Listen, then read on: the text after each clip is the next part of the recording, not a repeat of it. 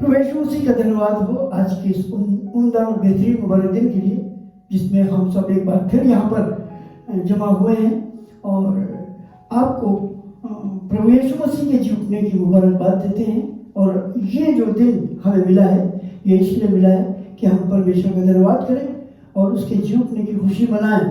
और जी उठने के बारे में आज जो कुछ मैं आपको बताऊंगा, जो बड़े ध्यान से सुनने की जरूरत है। इससे पहले कि हम अपने प्रोग्राम में आगे जाएं, आइए हम अपने स्वरों को झुकाएं, खुदा उनकी ज़ुरी आंखों को बंद करें और दुआ मांगें।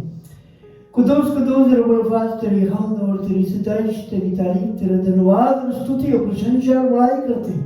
और आज के दिन के लिए जिसमें एक बार फिर हम सब तेरी आराधना के लिए ऑनलाइन जमा है, प्रभु ये आपको धन्यवाद देना चाहते हैं कि जबकि इस बड़े ऐसे माहौल में जिसमें कोरोना वायरस के सबब से लॉकडाउन हुआ है और हम एक जगह नहीं जमा हो सकते, तेरे भवन में नहीं आ सकते, लेकिन फिर भी खुदा तूने ऐसे हमारे लिए स्रोत निकाले और बनाए जिससे हम ऑनलाइन होकर आपस में एक दूसरे के साथ शेयर कर सकें वचन को, प्रार्थना को, गीतों को। सो प्रभु हम आपका हृदय से धन्यवाद देते हैं इस महान आपके प्यार के लिए कि प्रभु हमको आपने ये मौका दिया कि हम सब आपके जीवन की खुशी एक साथ मिलकर मनाएं, आपका धन्यवाद करें, आपकी स्तुति, आपकी प्रशंसा करें। और उन तमाम लोगों के लिए जो खुदावंद हमारे साथ ऑनलाइन जुड़े, जो हमारे खुदावंद से वचन को सुन रहे हैं, हमारे आराधना में शरीक हैं, प्रार्थना में शरीक हैं, गीतों में शरीक हैं, उनको बड़ी आशीष और बरकतें उनके हृदयों को प्रफुल्लित करें,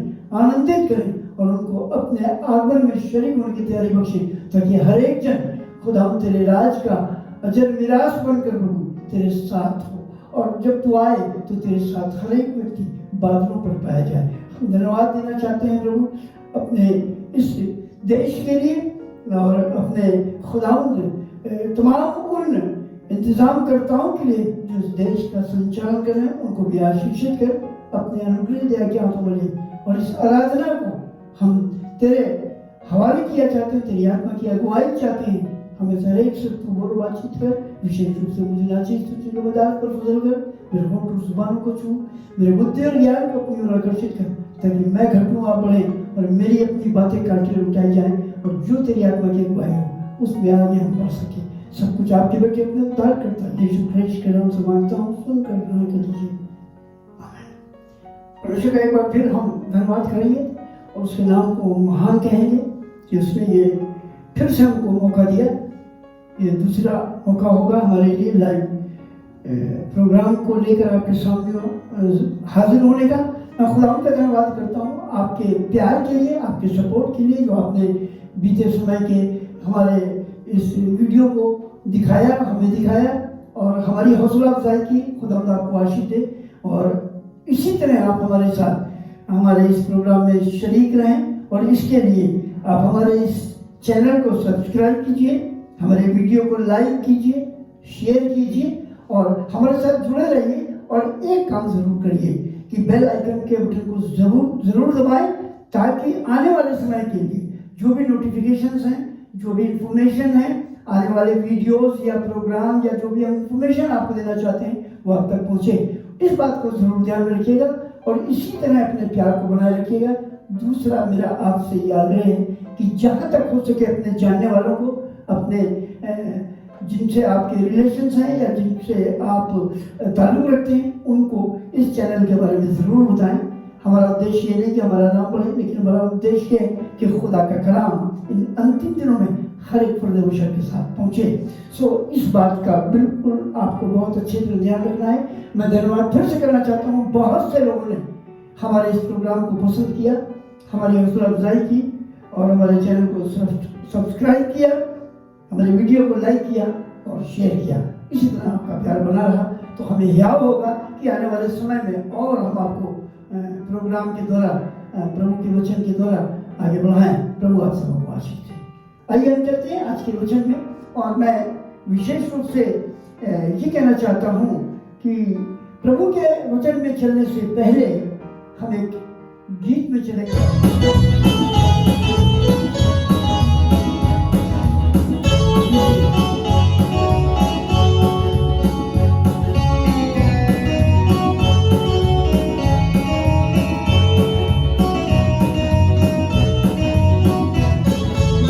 मिलती है जय मुझको तुझसे या मेरे दिल हालेलुया। मिलती है जय मुझको तुझसे या मेरे दिल हालेलुया। मुसीबत तेरे संग चलूं तुझी में बना रहूं, मुसीबत तेरे संग चलूं तुझी में बना रहूं, तो कैसे रहूं मैं खुदा से जुदा।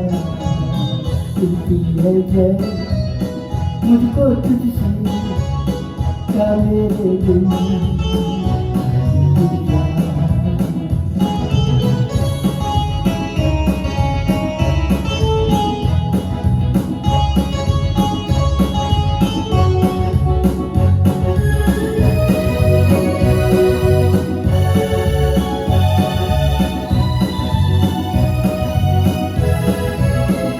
तमन्ना दिल की ये जुबां पे आई है, करूं पाया सबको खुशी जो मैंने पाई है।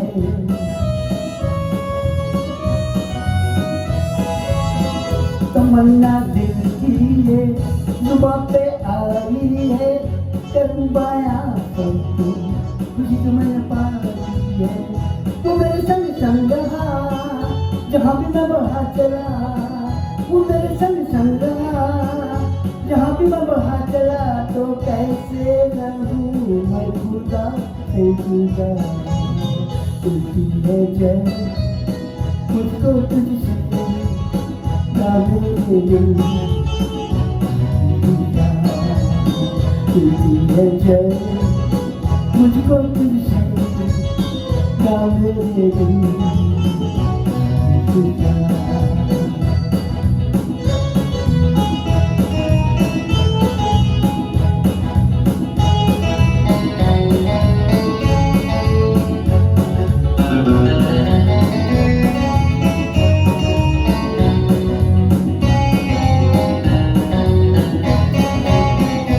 ख्वाबों से ऊंचा मैं उड़ता जाता हूँ, मैं शेरों से ज्यादा ताकत पाता हूँ।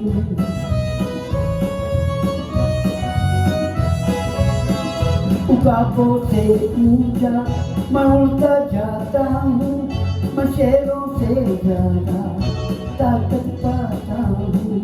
उसी से मुझे बल मिला वही तो मेरा है खुदा, उसी से मुझे बल मिला वही तो मेरा है खुदा, तो कैसे रहूं मैं खुदा से जुदा।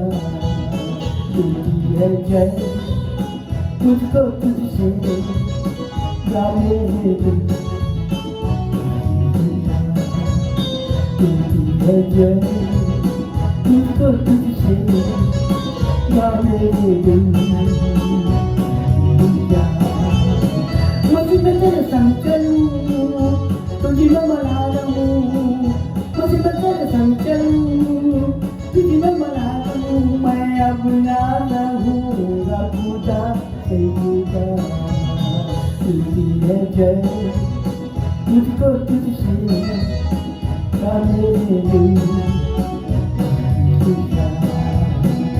मिलती है जय मुझको तुझसे या मेरे दिल हालेलुया। Hallelujah hallelujah hallelujah.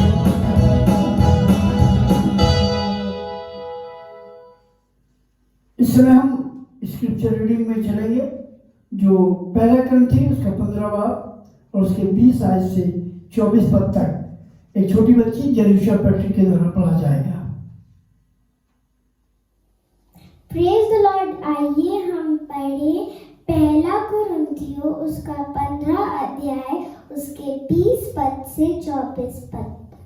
परंतु सचमुच मसीह मुर्दों में से जी उठा है, और जो सो गए हैं उनमें वह पहला फल हुआ। क्योंकि जब मनुष्य के द्वारा मृत्यु आई, तो मनुष्य ही के द्वारा मरे हुओं का पुनरुत्थान भी आया। और जैसे आदम में सब मरते हैं, वैसे ही मसीह में सब जिलाए जाएंगे, परंतु हर एक अपनी अपनी बारी से। पहला फल मसीह, फिर मसीह के आने पर उसके लोग, इसके बाद अंत होगा। इस समय वह सारी प्रधानता और सारा अधिकार और सामर्थ का अंत करके राज्य को परमेश्वर पिता के हाथ में सौंप देगा। परमेश्वर अपने वचन के पढ़े और सुने जाने पे आशीष दे। आमीन। आइए हम अपने खुदा के कलाम में आगे बढ़ें और इससे पहले कि हम कलाम में जाएं, कुछ बातें हम आपको बहुत ज़रूरी हैं जो बता देना चाहते हैं। सबसे पहली बात ये कि जो आज हम इबादत कर रहे हैं वो ईस्टर नहीं है, ईस्टर की इबादत नहीं है। सबसे पहले इस बात को जान ले, ईस्टर शब्द ही गलत है, ईस्टर कोई शब्द नहीं है।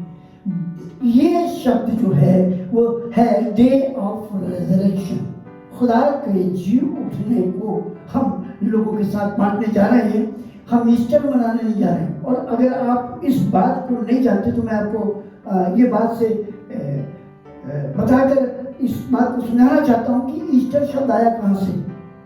ऐसी किंवदंती है, ऐसा माना जाता है कि किसी समय में एक पक्षी था, वो समुद्र के ऊपर उड़ रहा था और अचानक से उसने अंडा गिराया और वो अंडा गिरा और लोगों ने उसे देखा और उसे खींच के किनारे लाए और उस अंडे में से एक देवी निकली जिसका नाम उन लोगों ने एस्तरात रखा। और उस एस्तरात की वो परस्तिश करने लगे। वो लोग थे जो यीशु को, खुदा को नहीं मानते थे। और जब वो उसकी परस्तिश करने लगे तो वहाँ पर तमाम और ऐसे लोग थे जिन्होंने इसको तोड़ मरोड़ के एस्तरात से धीरे धीरे इसको एस्तर किया, ईस्टर किया। और ये आज ईस्टर मनाने लगे हम, ईस्टर का केक खाने लगे हम, ये गलत है। लेकिन इसका सही रूपांतर जो है वो ये है, this is the day of resurrection, खुदा की निजात का दिन, खुदा के जी उठने का दिन। सो मैं परमेश्वर का धन्यवाद करता हूँ। दूसरी बात, हमें आज तक यही नहीं कन्फर्म है, मालूम नहीं है कि यीशु मसीह पैदा कब हुए और यीशु मसीह मरे कब। सुपर ज़िरा एक जूज व्यक्ति की लिखी हुई किताब है जो बहुत ही आलिम व्यक्ति था जिसका नाम बिथहोवेन था। और उसने ये अपनी किताब में बताया है कि यीशु मसीह की डेथ 27 मार्च को हुई थी और यीशु मसीह की पैदाइश 1 अप्रैल को हुई थी। ये बिथहोवेन ने अपनी उस जूस बुक में लिखा है। इस बात को मैं इसलिए बता रहा हूँ कि आपकी नॉलेज में ये सारी बातें आना चाहिए। हम किसी व्यक्ति के बताए हुए बातों पर और किसी के बनाए हुए बातों पर नहीं, लेकिन खुदा के कलाम पर भरोसा रखते हुए आगे बढ़ेंगे। मैं खुदा का धन्यवाद करता हूँ आज के दिन के लिए, जिसमें सबसे बड़ी बात यह है कि यीशु मसीह मुर्दों में से जी उठा। कलाम में लिखा है 1 कुरिन्थियों उसके 15 अध्याय के 20 पद में, फिर हकीकत मसीह मुर्दों में से जी उठा और जितने सोए थे उनमें वो पहला फल हुआ। आज मैं आपको ये बताना चाहता हूँ, आज मैं आपको ये समझाना चाहता हूँ कि यीशु मसीह जी उठा, उससे हमें क्या फायदा होगा, हमें क्या मिला, हम क्या करें। यीशु मसीह जी उठा मगर हम आज कहाँ हैं, ये बात सोचने की है। जिस तरह यीशु मसीह जी उठा हमें भी उसके साथ जी उठना है। आने वाले समय में खुदा के कलाम के अंदर अगर आप पढ़ेंगे तो कलाम में मुकद्दस में यूहन्ना की इंजील के 6 अध्याय में से कुछ 40 और 44 पद को मैं आपके सामने शेयर करना चाहता हूँ, जहाँ पर ऐसा लिखा है 40 पद में, क्योंकि मेरे पिता की इच्छा यह है कि जो कोई पुत्र को देखे और उस पर विश्वास करे वो अनंत जीवन पाए और मैं उसे अंतिम दिन फिर जिला उठाऊंगा। 44 पद में लिखा है, कोई मेरे पास नहीं आ सकता जब तक पिता जिसने मुझे भेजा है उसे खींच न ले और मैं उसको अंतिम दिन फिर जिला उठाऊंगा। सबसे बड़ी बात यह है, खुदा के कलाम को हमने पढ़ा है, खुदा के कलाम को हम जानते हैं, यीशु मसीह जी उठा, ये बहुत अच्छी बात है। यीशु मसीह जी उठा और इस दुनिया के अंदर ये बात सारे लोग मानते और जानते हैं, लेकिन क्या हम जी उठेंगे, क्या हम जी उठे हैं, या हम अपनी पुरानी रवायत में, पुराने पापों में, गलतियों में और गलतियों में पड़े हुए हैं। उसी गंदगियों में हम अपने जीवन को व्यतीत करें तो मसीह का जीव उठना बेकार हो गया। अगर हम मसीह के साथ जी उठना चाहते हैं तो उसकी शर्तें हैं जो कलाम मुकद्दस में लिखी हुई हैं, और हमें जी उठने के लिए क्या चाहिए। यीशु मसीह जी अपने आप से नहीं उठा। कलाम अगर आप पढ़ें तो रोमी की पत्री उसके 8 अध्याय के 10वें पद से पढ़ेंगे तो वहां पर लिखा हुआ है, और वही रूह जिसने यीशु मसीह को मुर्दों में से जिंदा किया, अगर हमारे फानी बदन में बसा हुआ है तो जिसने यीशु को अपने रूह के वसीले से जिंदा किया, हमारे भी फानी बदन को अपने रूह के वसीले से जिंदा करेगा। सबसे बड़ी बात ये, अगर आप इस दुनिया में मर गए तो आपने क्या हासिल किया? क्या जी उठने का मौका आपके पास है? क्या आपने उसके जी उठने की खुशी को पा लिया है, या वही मर गए? कलाम मुकद्दस को अगर आप पढ़ेंगे तो वहां पर आपको मिलेगा, खुदा ने कहा, परमेश्वर के वचन में ऐसा लिखा हुआ है। पहले थिस्सलुनीके के अंदर अगर मैं आपको ले चलूं और वहां पर आपको थोड़ा सा बताऊं तो आपको पता चलेगा। पहले थिस्सलुनीके के 4 अध्याय के अंदर हम आपको थोड़ा सा बताना चाहते हैं। हे भाइयों, हम यकीन करते हैं कि यीशु मरा और जी भी उठा, तो वैसे ही परमेश्वर उन्हें भी जो यीशु में सो गए हैं उसी के साथ ले आएगा। जो मसीह में सो गए हैं, मरे नहीं, और जो मसीह यीशु में हैं वो मरते नहीं। खुदा के कलाम को अगर आप पढ़ेंगे, यूहन्ना की इंजील के 11 अध्याय में लिखा है, जो मुझ पर विश्वास करता है वो कभी नहीं मरता, और अगर जो मर जाए तो भी अब तक जिंदा रहेगा। क्योंकि जो मसीह में हैं वो मरते नहीं वरन सो जाते हैं, और जो सो जाते हैं केवल वही जगाए जाएंगे। और वो कौन से लोग हैं, इस बात को जानने की जरूरत है। अगर आपके अंदर पवित्र आत्मा है तो यकीनन आप यीशु मसीह के साथ जी उठेंगे, और जब वो बातों पर तुरही फूकी जाएगी उसकी आवाज आपके कानों में जाएगी, सबके कानों में नहीं जाएगी। क्योंकि जो मरे हुए हैं वो मरे हुए हैं, मृतक खुदा की सताइश नहीं कर सकते, उनके कान बंद इसलिए उसकी आवाज नहीं सुन सकते, लेकिन जिनके अंदर आत्मा है वो उन्हें सुनाई देगी और वो जी उठेगी। खुदा उनके कलाम में लिखा है, क्योंकि प्रभु आप इस स्वर्ग से उतरेगा, उस समय ललकार और प्रधान दूत का शब्द सुनाई देगा, और परमेश्वर की धुरी फूकी जाएगी, और जो मसीह में मरे वो पहले जी उठेंगे। तब हम जो जीवित बचे रहेंगे उनके स्वर्ग बादलों को उठा लिया जाए, ताकि हवा में प्रवेश मिले। खुदा का मैं शुक्रगुजार हूँ, उसका धन्यवाद करता हूँ, उसकी मेहरबानी और उसके प्यार के लिए कि जितने लोग उस पर विश्वास करते हैं, जितने लोग पवित्र आत्मा के चलाए चलते हैं। कलाम मुकद्दस में लिखा है रोमी की पत्री 8 के 9 में, जिसमें उसका आत्मा नहीं वो उसका जन नहीं। 14 पद को उसी में पढ़ेंगे तो लिखा है, जितने उसकी आत्मा के चलाए चलते हैं वो इसके बेटे बेटी। अगर जी उठना है तो आपको पवित्र आत्मा अपने जीवन के अंदर लाना है, और जब पवित्र आत्मा आपके अंदर आ जाएगा तो आप मरेंगे नहीं, सोएंगे, और जो सो जाएंगे वो खुदा के साथ जी उठेंगे। सबसे बड़ी बात यह है, हमने खुदा के साथ अब तक अपनी जिंदगी को कैसे रखा और कैसे चलाया। क्या हम जी उठने के पद तक पहुंचेंगे? क्या हम जी उठने के उस मौके को अपने हाथ से गंवाएंगे? कलाम मुकद्दस कहता है, आए सोने वाले जाग मुर्दों से जी, तब खुदा का नूर तुझ पर चमकेगा। इसी बात करता हूँ, ऐसा लिखा हुआ है। क्या आपके ऊपर नूर चमकेगा? क्या खुदा का प्यार आपकी जिंदगी में आएगा? क्या आप खुदा की खुशी मनाएंगे? और कलाम को अगर आप पढ़ते हैं, कलाम को अगर आप जानते हैं, तो आपको इस बात के साथ खुदा के जुड़ना पड़ेगा, आए खुदा हम पे दया कर, हम पे रहम कर, ताकि जब तेरी आवाज हम सुने तो हम तेरे साथ जी उठे। और जी उठने के लिए खुदा ने कहा, परमेश्वर के वचन को अगर आप पढ़ते हैं तो उसने कहा, अब मैं चाहता हूं कि तुम एक मददगार भेजो, जिसे पिता मेरे नाम से भेजेगा, और जब तक मैं नहीं जाऊंगा वो तुम्हारे पास नहीं आएगा। पिता नहीं भेजेगा, और जब मैं पिता के पास जाऊंगा तो पिता मेरे नाम की तरह, और मैं उसे भेजूंगा जो जगत के अंत तक तुम्हारे साथ रहेगा। और वो पवित्र आत्मा हमें उस दिन तक सपोर्ट करेगा जिस दिन तक हम बादलों पर उसके साथ उठाए नहीं जाते। मैं खुदा का शुक्रगुजार हूँ, मैं परमेश्वर का धन्यवाद करता हूँ उसके महान बलिदान के लिए, उसके प्यार के लिए, जिसके द्वारा उसने हमारे पापों को, हमारे अधर्मों को हमारे जीवन से उठा दिया और मिटा दिया, और अपने पवित्र रक्त से धोकर पवित्र साफ किया, ताकि उसकी आत्मा का वरदान पा सके। खुदा ने एक प्रतिज्ञा करी, खुदा के कलाम में इब्रानी की पत्री को अगर आप पढ़ेंगे 10 अध्याय को, वहां पर लिखा हुआ है उस प्रतिज्ञा को जो उसने हमारे लिए की है, प्रतिज्ञा के वो फल को, ऐसा लिखा है, प्रतिज्ञा के फल को प्राप्त करें। प्रतिज्ञा का फल क्या है? प्रतिज्ञा का फल है पवित्र आत्मा, क्योंकि योएल 2:28 में लिखा है, और अमाल के प्रेरित के 2:17 से अगर आप पढ़ेंगे तो लिखा है परमेश्वर के वचन में, अंत के दिनों में मैं हर फर्द विषय पर अपना रून हासिल करूंगा। तुम्हारे जवान दर्शन देखेंगे, तुम्हारे बुजुर्ग ख्वाब देखेंगे और तुम्हारे दास दासियों पर भी मैं अपनी आत्मा डालूंगा। तो ये है प्रतिज्ञा का फल। और अगर आपको खुदा ने ये वरदान देने का वायदा किया है तो आपको भी ये काम करना पड़ेगा, घुटनों प्रार्थनाओं को जीवन व्यतीत करना पड़ेगा। मैंने पहले को भी आपको ये बात बताई थी और आज फिर इस बात को दोहरा रहा हूँ कि आप सब मिलकर इस लॉकडाउन में, इस महामारी के समय में जब हमारे लिए बंदिशें हैं, हम घर से बाहर नहीं निकल सकते हैं, ऐसे समय में हम खुदा के कलाम से, उसके बाइबल रीडिंग से, प्रार्थना के जीवन से जुड़े रहें और गीत और संगीत में लगे रहें। क्योंकि इस समय कलाम कहता है याकूब की पत्री के अंदर, कलाम के सुनने वाले नहीं पर उसको चलने वाले बनो। हम परमेश्वर के वचन को पढ़ते हैं, यूहन्ना की इंजील उसके 4 अध्याय के 23 और 24 पद में लिखा है, वो सच्चे परस्तारों को जो आत्मा सच्चाई से भजन कर रहा है उनको ढूंढ रहा है। क्या आप कर रहे हैं? आप जी उठेंगे? सवाल मैं आपके सामने छोड़ना चाहता हूँ, क्या आप उस दिन आप जी उठेंगे या यूं ही हर साल आप जी उठने की खुशी मनाते रहेंगे? यीशु मसीह जी उठा, यीशु मसीह जी, उसके जी उठने से हमें और आपको क्या फायदा हुआ, हमें और आपको क्या मिला? इस बात पर गहराई से सोचने की जरूरत है। अगर यीशु मसीह जी उठा है और हम उसके बेटे बेटी हैं तो हमें भी जी उठना है।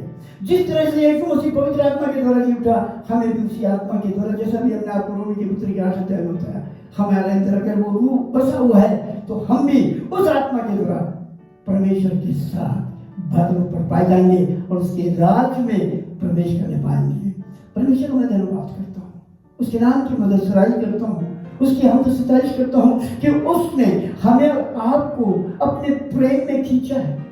कलाम मुकद्दस को अगर मैं आपको बताना चाहता हूँ, आपको बताऊं तो यशायाह नबी की पुस्तक उसका 26 अध्याय, यशायाह नबी की पुस्तक उसका 26 अध्याय 19 पद में लिखा है, तेरे मरे हुए लोग जीवित होंगे, मुर्दे उठ खड़े होंगे, ये मिट्टी में बसने वाले जागकर जय जयकार करें।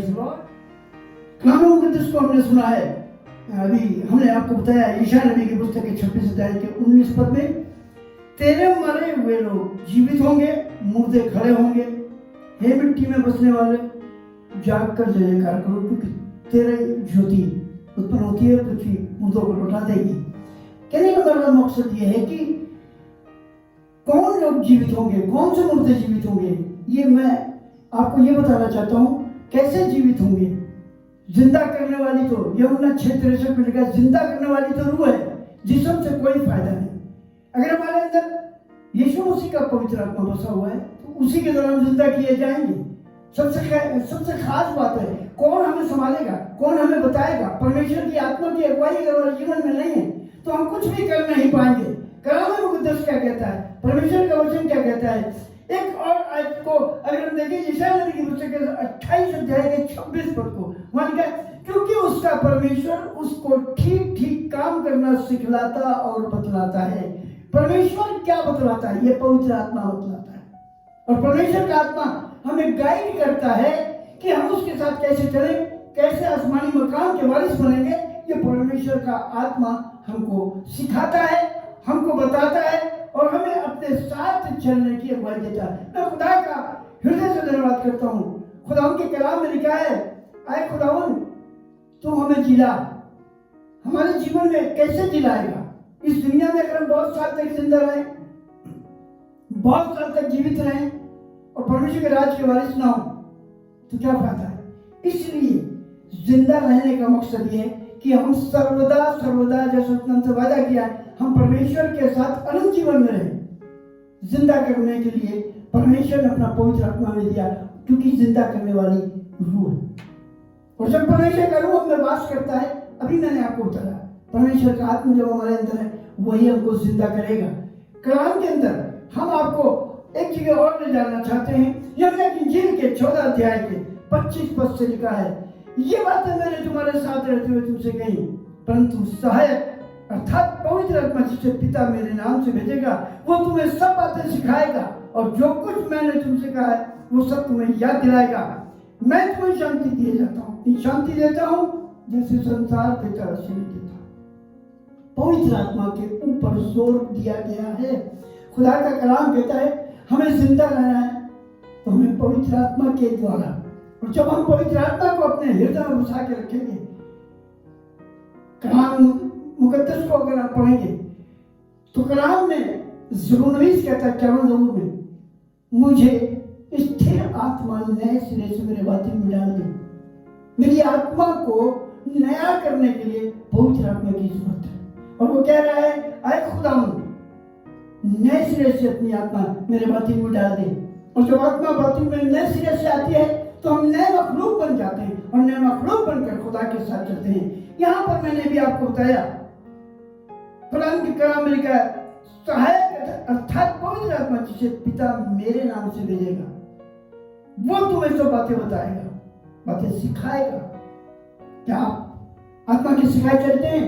आत्मा की चढ़ाई चलते हैं? क्योंकि रोमी 8:14 में लिखा है, जितनी आत्मा की चढ़ाई चलते हैं वही उसके बेटे और बेटी हैं।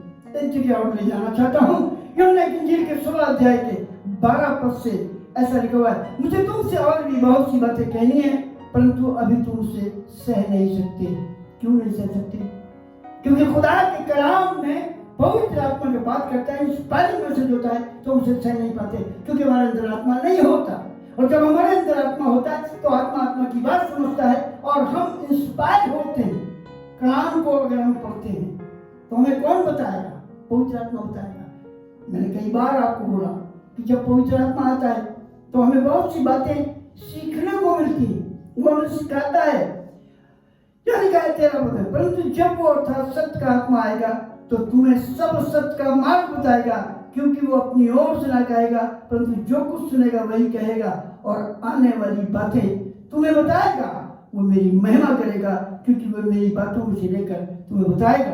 मैं खुदा का धन्यवाद करता हूँ। अगर आप खुदा की बातों को जानना चाहते हैं, अगर आप खुदा के साथ चलना चाहते हैं, अगर आप खुदा में होकर आगे बढ़ना चाहते हैं, तो सबसे जरूरी बात है पवित्र आत्मा आपके जीवन में हो। जब पवित्र आत्मा हमारे जीवन में होता है तो हमें किसी की जरूरत नहीं, हमें किसी की गाइडेंस की जरूरत नहीं, हमें किसी से पूछने की जरूरत नहीं। अभी मैंने बताया यशायाह नबी की पुस्तक में कि खुदावंद का कलाम क्या कह रहा है। वो हमें सही मार्ग पर चलना बतलाता है, सिखलाता है। हम क्या करें वो भी हमें बताता है, हम कैसे दुनिया में चलें।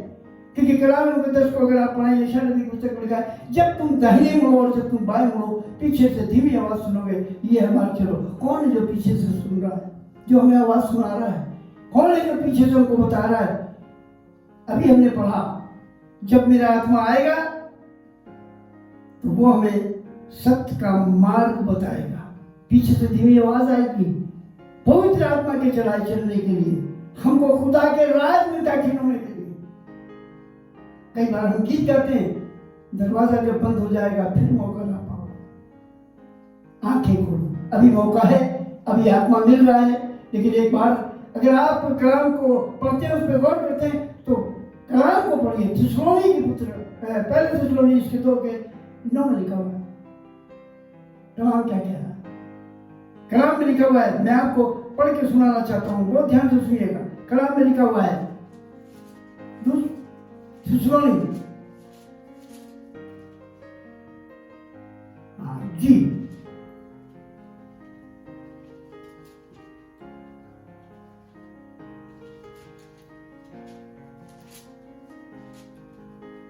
दूसरा थिस्सलुनीकि उसके 2:9 में लिखा हुआ है, बहुत ध्यान से सुनिएगा। उस अधर्मी का आना शैतान के कार्य के अनुसार सब प्रकार की झूठी सामर्थ और चिन्ह और अद्भुत काम के साथ, और नाश होने वालों के लिए अधर्म के सब प्रकार के धोखे के साथ होगा, क्योंकि उन्होंने सत्य के प्रेम को ग्रहण नहीं किया जिससे उनका उद्धार होता। इसलिए पहले लिखा हुआ है, बहुत प्यारी बात लिखी है, और अब उस वस्तु को तुम जानते हो जो उसे रोक रही है कि वो अपने समय में प्रकट हो, क्योंकि अधर्म का भेद अब भी कार्य करता जाता है और अभी एक रोकने वाला है, और जब तक वो दूर ना हो जाए वो रोके रहेगा, और तब उस अधर्मी को प्रकट होना है। कलाम कहता है वो पवित्र आत्मा जिस दिन प्रभु यीशु मसीह आएगा और लोग उससे उठाए जाएंगे, तो वो पवित्र आत्मा भी यहाँ से चला जाएगा और वो अधर्मी प्रकट हो जाएगा। मगर अभी पवित्र आत्मा उस अधर्मी को, शैतान की ताकत को, अंधकार की शक्ति को रोके है, ताकि बहुत तेजी के साथ हम सब जो उसके आत्मा के चढ़ाई चलते हैं उसके राज में प्रवेश कर ले और उसके साथ पर लोग उठा ले जाए। पवित्र आत्मा का अहमियत को अभी आपने समझा नहीं। पवित्र आत्मा की अहमियत को आपको जानने की जरूरत है। बिना आत्मा के हम उसके राज्य में प्रवेश नहीं करेंगे। यूहन्ना 3:3 और 3:5 में लिखा है, जब तक कोई जल और आत्मा से नजर में परमेश्वर के राज्य को देख नहीं सकता, उसमें प्रवेश नहीं कर सकता।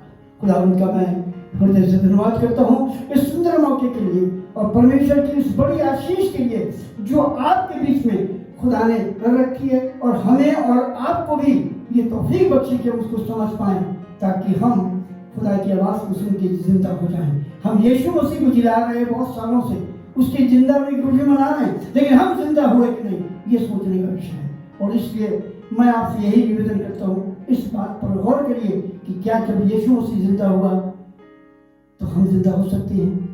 जी हाँ, जिस आत्मा ने यीशु को जिंदा किया है अगर आपके अंदर है तो आपको भी वो जिंदा करेगा और हम परमेश्वर के राज के वारिस होंगे।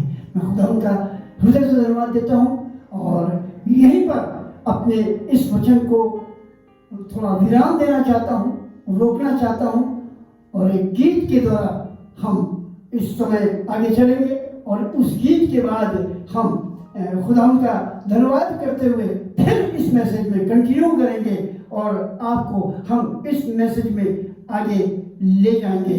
इस समय गीत होगा जो मिसेस एस.एम. पैट्रिक के द्वारा गाया जाएगा।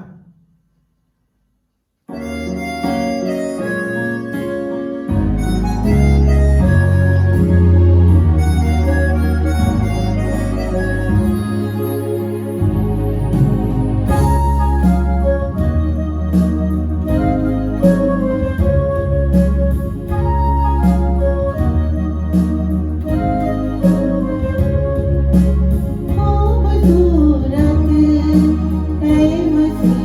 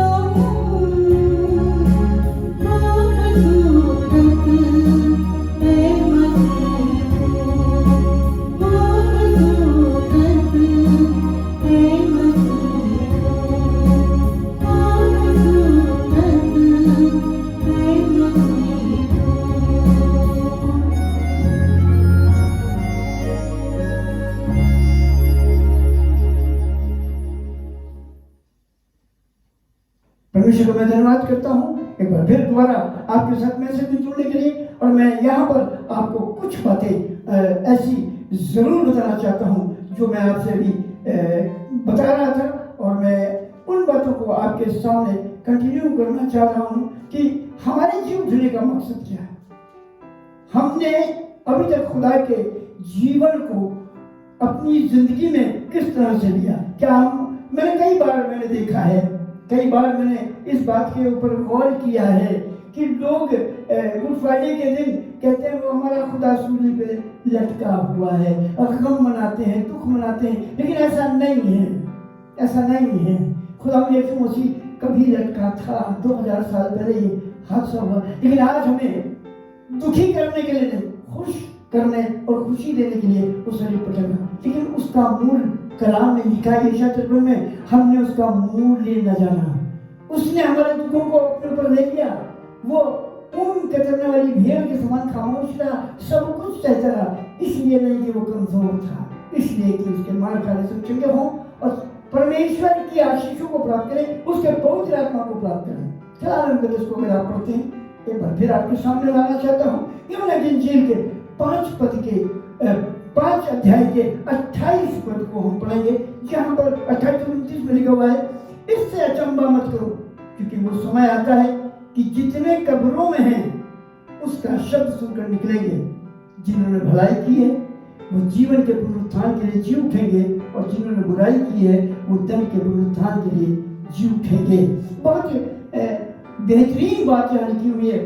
2 किस्म के लोग इस दुनिया में दफन हो रहे हैं, 2 तरह के लोग इस दुनिया में दफन हैं, और 2 तरह के लोग जब यीशु मसीह आएगा तो उठेंगे। दोनों की कैटेगरी अलग अलग है। ऐसा लिखा हुआ है, जिन्होंने भलाई की है। कौन सी भलाई की है? यीशु मसीह के साथ जुड़ गए, पवित्र आत्मा का दान प्राप्त किया, और उस पवित्र आत्मा के द्वारा जब वो जी उठेंगे तो वो क्या करेंगे? जीवन के पुनरुत्थान के लिए जी उठेंगे। और जिन्होंने बुराई की है, जिन्होंने यीशु की आत्मा को नहीं लिया, जिन्होंने अपने आप को जी उठने की तैयार नहीं किया, अपने आप को परमेश्वर की आत्मा की चढ़ाई नहीं चले, वो ऐसा लिखा, जिन्होंने बुराई की है वो दंड के पुनरुत्थान के लिए जी उठेंगे। कभी आपको मालूम है, दंड के पुनरुत्थान को हम बहुत आसान समझते हैं, दंड के पुनरुत्थान को हमने बहुत हल्के में लिया है। आपने कभी इस बात पर गौर किया?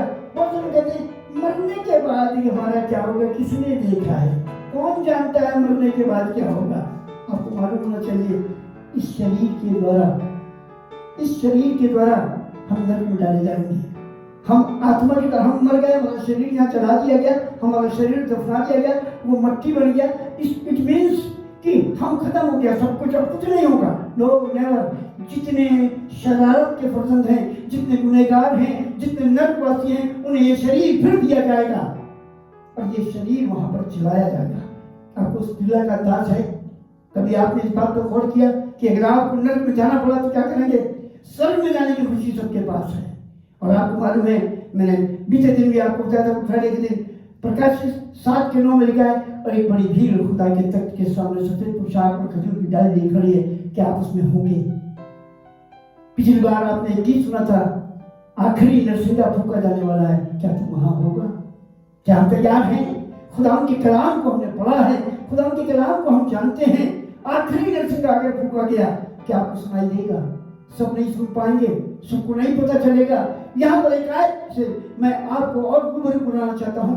डैनियल नबी की पुस्तक के 12 अध्याय के 2 पद से अगर हम देखें, और जो भूमि के नीचे सोए रहेंगे उनमें से बहुत से लोग जाग उठेंगे, कितने तो सदा के जीवन के लिए, और कितने अपनी नामधराई और सदा तक इन अत्यंत घिनौने ठहरने के लिए। सुना आपने? कितने तो जो जाग उठेंगे सदा के जीवन के लिए, जिसका कलाम में कहा है, ताकि जो कोई इस पर विश्वास करे वो नाश ना हो वरन सदा का जीवन, अनंत जीवन प्राप्त करे। और जो नहीं आज मान रहे हैं, जो नहीं सुन रहे हैं, खुदा की आवाज को अपने कानों से सुनकर इधर से निकाल रहे हैं, उनके लिए अफसोस उन पर है। खुदा का कलाम कहता है, क्या आप तैयार हैं? खुदा के खादिमों को विशेष रूप से इन समयों में बहुत मेहनत करना है, और कलाम कहता है सुबोधदेशक के द्वारा जो काम तुझे सौंपा जाए उसे अपनी शक्ति भर पूरा कर, क्योंकि उनका रिवॉर्ड यहाँ पर लिखा है इसी 12 बाब के दनियल के 3 पद में, तब सिखाने वालों की चमक आकाश मंडल की सी होगी और जो बहुतों को धर्मी बनाते हैं वो सर्वदा तारों की लाई प्रकाशमान होंगे। मैं खुदा का शुक्रगुजार हूँ, खुदा ने इतना बेहतरीन मौका आपको दिया है। इससे पहले मैंने उस दिन भी आपको बताया था, हमारे पास कोई ऐसा स्रोत नहीं था। जिस पोजीशन में आज हम चल रहे हैं, जिस लॉकडाउन में हम चल रहे हैं, या जिस तरह के आज हमारे पास स्रोत हैं, उनसे हम परमेश्वर के वचन को आप तक पहुंचाएं। लेकिन खुदा ने ऐसे तमाम लोग खड़े किए, उनको बुद्धि और ज्ञान दिया और उन लोगों ने हमारे साथ इस बात को रखा, तो हम आपके सामने लाइव प्रोग्राम को चलेगा। परमेश्वर अपने वचन पर अपने अनुग्रह और दया को मिले और हमें बताए क्या चाहिए। हमें इस बात का सोच रखना है कि ये जो जीवन हमें मिला है, ये जो जिंदगी हमें मिली है, ये हमें अपनी खुशी और आनंद दिलाने के लिए नहीं मिली, प्रभु के कार्यों को करने के लिए, उसके बताए मार्गों पर चलने के लिए, उसकी आज्ञाओं को मानने के लिए और उसके कठिन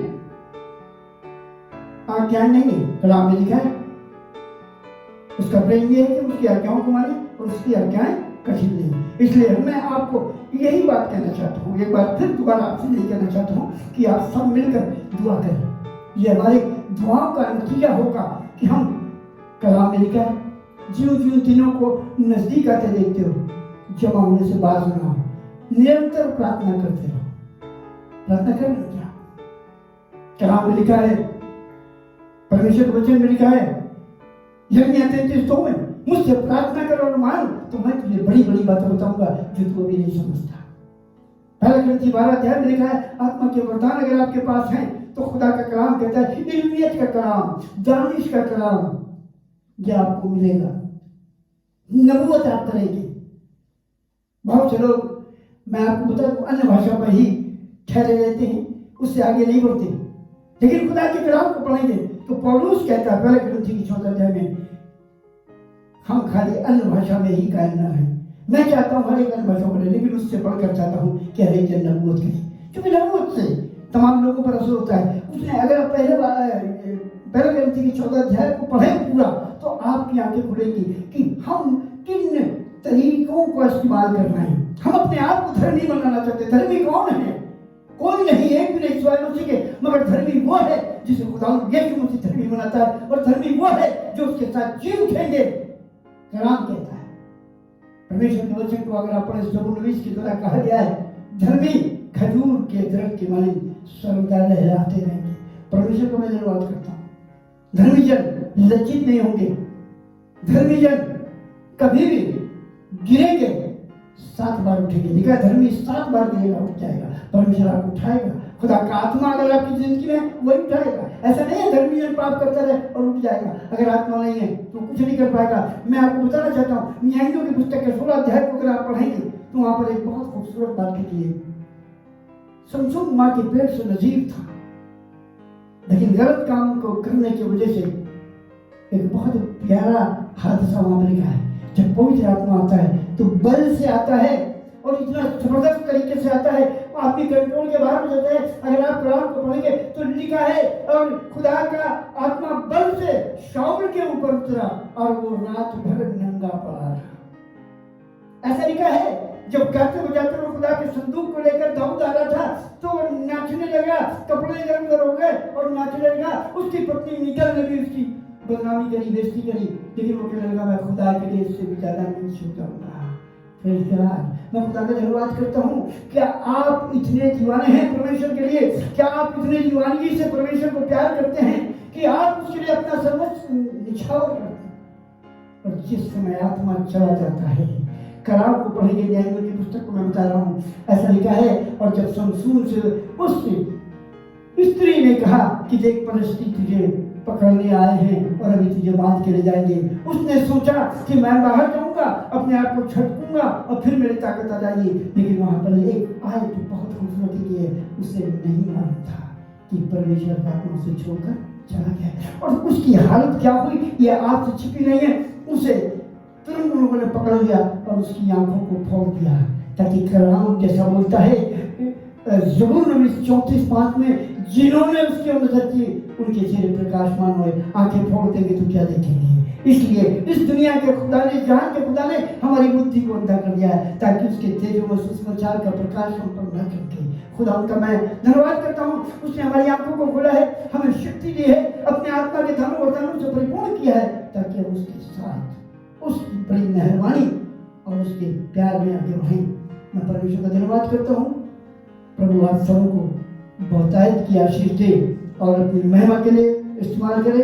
आइए हम चलते हैं एक बार और इस गीत में, उसके बाद फिर हम जब इस गीत को गा लेंगे, उसके बाद फिर हम तमाम लोगों के लिए दुआ करेंगे, बीमारों के लिए दुआ करेंगे, इस महामारी के लिए दुआ करेंगे और दुष्ट आत्माओं के लिए दुआ करेंगे, और जो लोग विश्वास करेंगे वो चंगाई को हासिल करेंगे। खुदा उनके कलाम में लिखा है, परमेश्वर के वचन में लिखा है, ये आपने जाना भी है, पढ़ा भी है कि जो विश्वास करेगा उसके जलाल को देखेगा। खुदा यीशु मसीह ने जिसे भी चंगा किया उससे पूछा, क्या तू विश्वास करता है? अगर उसने कहा हाँ प्रभु मैं विश्वास करता हूँ, तो उसने कहा तेरे विश्वास के मुताबिक हो। मैं ये चैलेंज करता हूँ कि अगर आप विश्वास करेंगे और हम दुआ करेंगे तो आप चंगाई को हासिल करेंगे।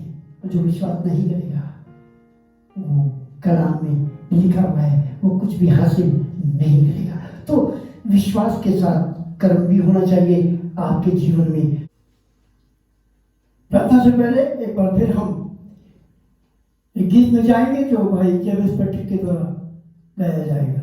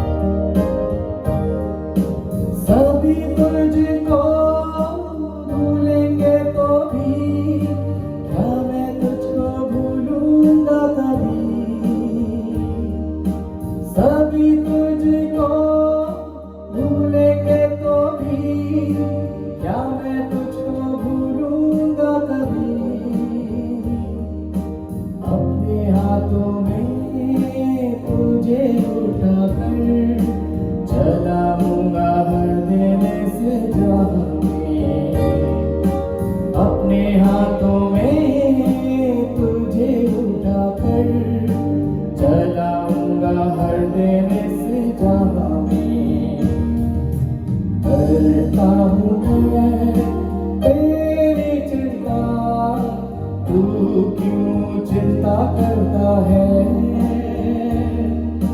करता हूँ मैं तेरी चिंता, तू क्यों चिंता करता है? आंसुओं की घाटियों में हाथ न छोड़ूंगा तेरा। आंसुओं की घाटियों में हाथ न छोड़ूंगा तेरा। करता हूँ मैं तेरी चिंता, तू क्यों चिंता करता है? करता हूँ मैं तेरी चिंता, तू क्यों चिंता करता है? करता हूँ मैं तेरी चिंता, तू क्यों चिंता करता है?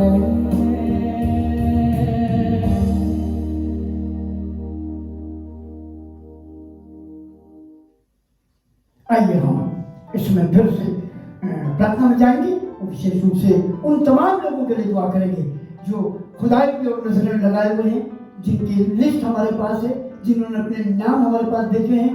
कल भी एक सब्सक्राइबर ने मेरे पास एक फ़ोन किया और मुझे बताया कि ब्रदर, मेरी भांजी को ज़बरदस्त तरीके से बीमारी है, तकलीफ है, शैतान ने जकड़ा है और मैं चाहता हूँ कि आप उसके लिए दुआ करें। और खुदावंद से हमने दुआ करी है और परमेश्वर ने चंगाई दी है, यह हमारा विश्वास है।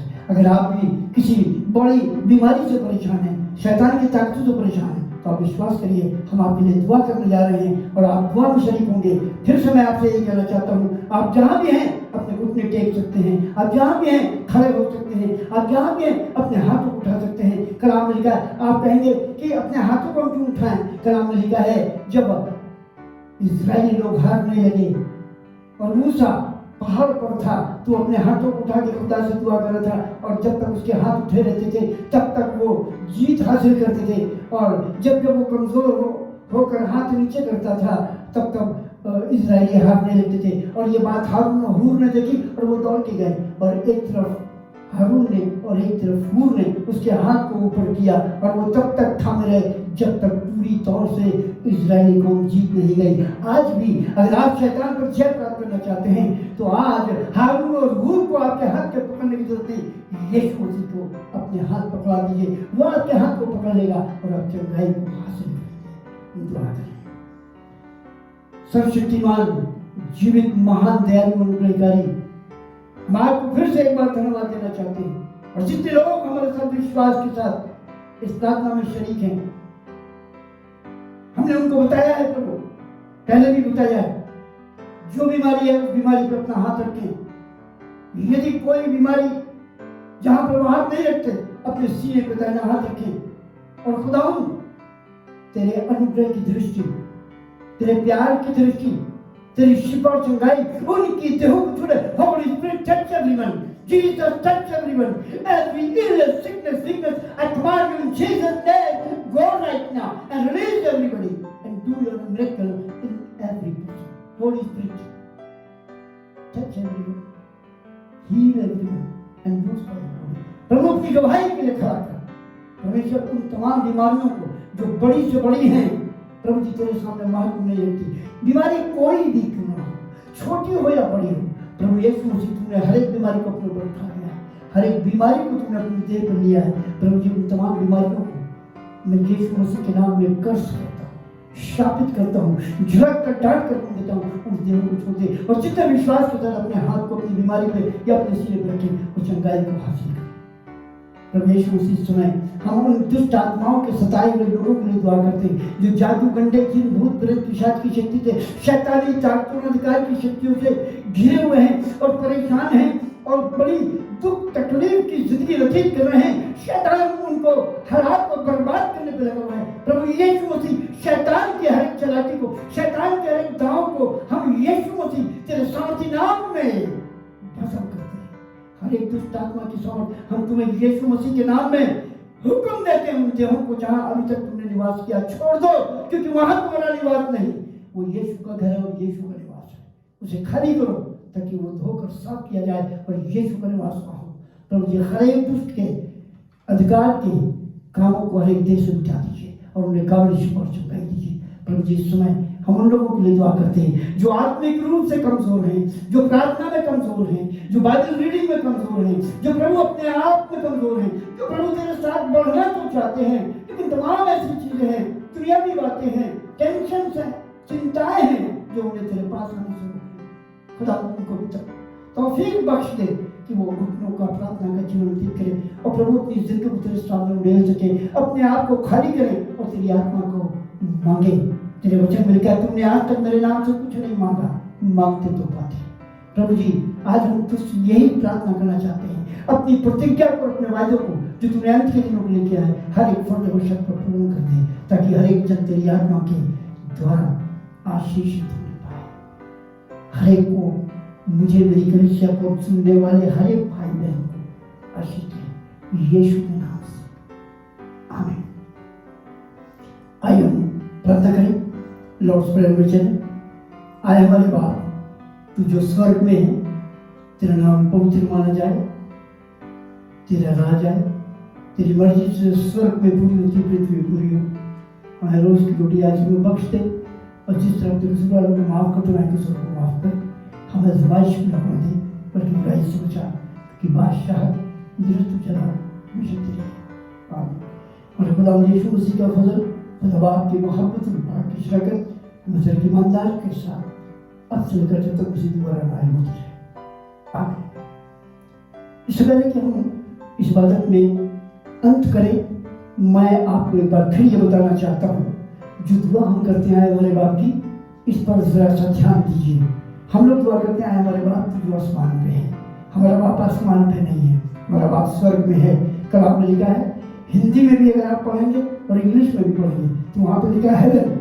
हम दुआ करते हैं आए हमारे बाप जो आसमान पर है, और कलाम को पढ़ेंगे तो इसी के छोटे बाप में लिखा है, अंधकार की सेना शैतानी फौजें आसमान में हैं। सो ये आसमान में जाया जाएगा तो हमारा खुदा आसमान में नहीं बल्कि वो स्वर्ग में है। तो हम जब भी दुआ करें, आए हमारे पिता तू जो स्वर्ग में है, क्योंकि खुदा के कलाम में यूहन्ना 8:44 में लिखा है, तुम अपने बाप इब्लीस से हो और उसकी मर्जी को पूरा करते हो। एक बार फिर हम खुदा का धन्यवाद करते हैं आप सबों के लिए जिन्होंने हमारे साथ मिलकर इस वचन को शेयर किया है। फिर से आपसे यह आग्रह करना चाहता हूँ, हमारे इस चैनल को सब्सक्राइब कीजिए और हमारे वीडियो को लाइक करिए और शेयर करिए और बेल आइकन के बटन को जरूर दबाइए ताकि सारे नोटिफिकेशंस, सारी सूचनाएं, आने वाले प्रोग्राम या जो भी हम आपके लिए प्रोग्राम बनाते हैं उसकी सूचना आप तक पहुंच जाए, प्रॉपर पहुंचे। और मेरी फिर आपसे यही दरख्वास्त है, अपने तमाम जानने वालों तक आप इसको पहुंचाएं और लोगों को इसमें शेयरिंग करने की सलाह दें। God bless you. खुदा आपको आशीष।